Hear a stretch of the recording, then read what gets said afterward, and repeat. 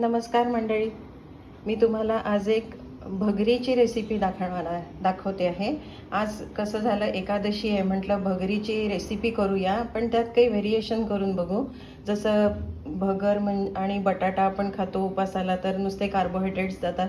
तर मी विचार केला त्यात थोडं व्हेरिएशन करूया, त्यात पनीर घालूया आणि काजू घालूया, जे तब्येतीला आणखी छानच असतात. सो मी तुम्हाला साहित्य सांगते.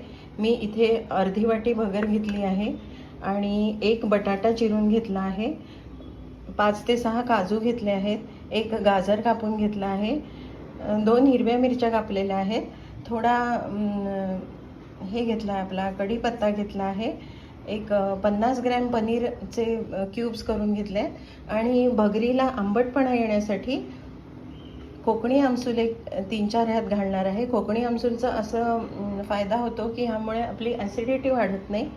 किंवा कोकणी आमसूल तुम्हाला घालायचे नसतील तर तुम्ही अर्धी वाटी दहीसुद्धा घालू शकता किंवा अर्ध लिंबू देखील यात पिळू शकता. तर मी कढई तापायला ठेवली आहे. यात मी 3 टीस्पून तेल घातलेलं आहे, जिरं घातलं आहे. आता आपण रेसिपी सुरू करूया. त्यात सगळ्यात पहिल्यांदा आपण मिरच्या घालूया. जिरं आधीच तडतड व्हायला लागलं आहे. मिरच्या छान परतून घेऊया आपण. त्यानंतर थोडा कढीपत्ता. कढीपत्त्याचा ना भगरीला फार सुरेख असा सुगंध येतो. भगर खाताना छान वाटतं अगदी.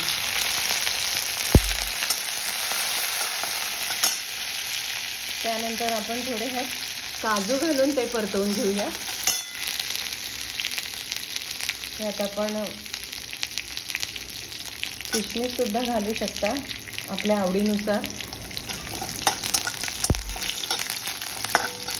काजू परतून घेतले आहेत.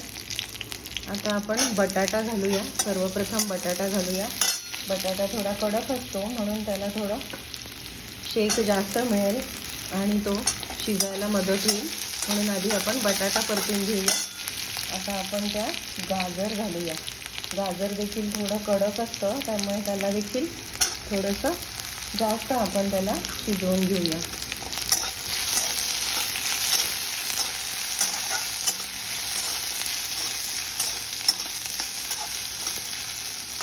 त्याला थोडी आपण अगदी 1-2 मिनिट वाफ आणूया. तोपर्यंत भगर आपण धुवून घेऊ. जी भगर आपण अर्धी वाटी घेतली आहे ती धुवून घेऊ आपण. ही भगर आपण धुवून घेतलेली आहे. स्वच्छ 3 पाण्यातून आपण भगर धुवून घेतलेली आहे. आता ह्याला थोडी जी वाफ आलेली आहे छान, तिला थोडं परतवून घेऊया आपण त्याला खमंग असं. आता यात आपण भगर घालायची आहे.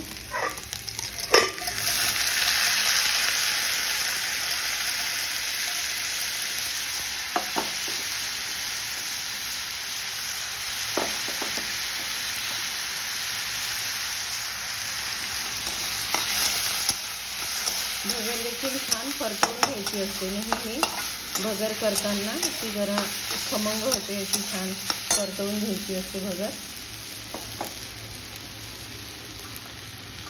आता यात आपण पनीर देखील घालूया.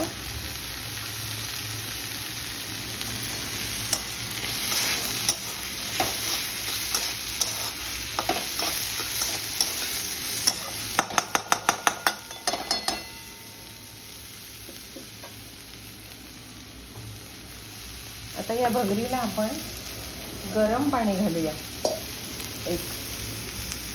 जसं आपण अर्धी वाटी भगर घेतलं होतं, तर साधारण आपल्याला 2 वाट्या पाणी ह्याला कमीत कमी लागणार आहे. हे 2 वाट्या गरम पाणी मी घातलं आहे. तुम्ही बघू शकता की भगर अगदी झटपट तयार होणार आहे आता, कारण आपण गरम पाणी घातल्या बघा त्याला उकळ यायला सुरुवात झालेली आहे आणि बटाटा आणि गाजर शिजायला देखील मदत होणार आहे. त्यामुळे अगदी झटपट आपली भगर तयार होईल. आता पुन्हा आपण त्याला झाकण ठेवून एक 5 मिनिटं वाफ येऊ देऊ आणि भगर एक 5 मिनिटं शिजल्यानंतरच आपण त्यात मीठ घालणार आहोत. आपण जनरली हे पिंक सॉल्ट पिंक सॉल्ट आपण घालणार आहोत ह्याला. पिंक सॉल्ट हा चमचा जो आहे एक साधारण टीस्पूनपेक्षा थोडा मोठा आहे हा. तर ह्या चमच्याने आपल्याला अर्धा ते पाऊण चमचा आपल्या चवीनुसार ह्यात आपल्याला मीठ घालायचं आहे.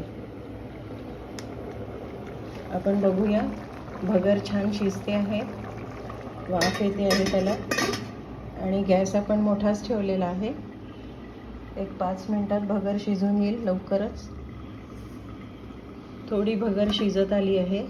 आता आपण त्या भगरीमध्ये मीठ घालूया.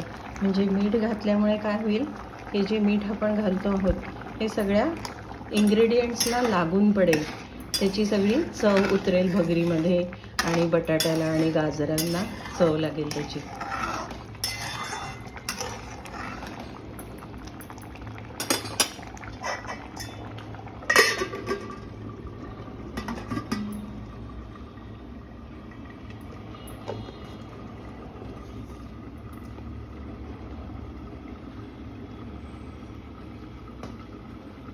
मी जसं तुम्हाला सांगितलं, थोडा किंचित हलकी आंबट चव छान वाटते भगरीला. तर चवीनुसार अर्धी वाटी किंवा पाव वाटी आपण दही त्यात टाकू शकता, किंवा आपण अर्ध लिंबू देखील त्यात पिळू शकता, किंवा आपण कोकणी आमसुलाचा सुद्धा प्रयोग करू शकता. दही घातल्यामुळे आणखी एक वेगळ्या टाईपचं सॉफ्ट टेक्स्चर येतं भगरीला. तुम्ही वेगवेगळे प्रयोग करून बघा. तुमच्या वेळेनुसार आणि चवीनुसार तुम्हाला काय आवडतं ते तुम्ही नक्कीच करून ट्राय करून बघू शकता. भगर आपली शिजत आलेली आहे छान. तर थोडी शिजत आल्यामुळे आपण त्यात आयदर दही किंवा आज मी हे कोकणी आमसूल घालत आहे ह्यात. ह्याचा देखील एक चव फार छान येते आणि एक सुंदर असा भगरीला रंग येतो छान. आपली भगर ऑलमोस्ट शिजत आली आहे. तुम्ही बघू शकता, अगदी सुरू केल्यापासून रेसिपी अगदी लवकरच रेसिपी आपली तयार झालेली आहे. आणि अजून एक 2 मिनटात भगरीला वाफ येईल. आपण ह्याला थोडं मंद आचेवर आता शिजवूया. यात आपण चवीनुसार थोडं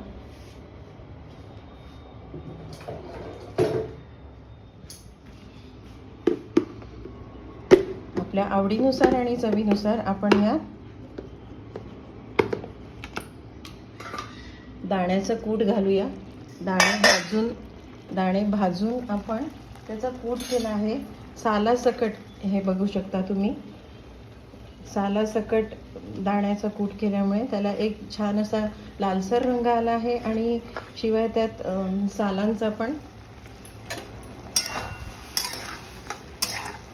आपली भगर अगदी तयार झालेली आहे. आपण ह्यात अगदी आता 2 टीस्पून दाण्याचा कूट घालूया.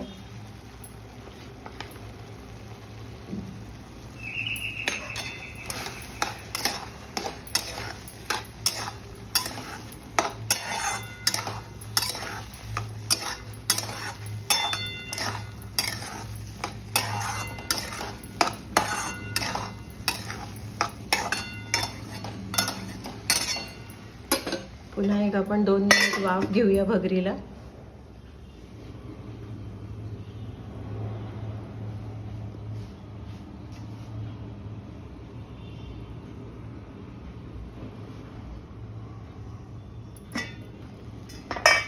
तुम्ही बघू शकता, अतिशय चविष्ट अशी दिसते पण आहे आणि झालेली पण आहे छान अशी मौसूद भगर, उपासाला चालणारी. नक्की करून बघा, आवडेल तुम्हाला. आणि लाईक आणि शेअर करा माझ्या चॅनलला. नमस्कार, धन्यवाद सगळ्यांना.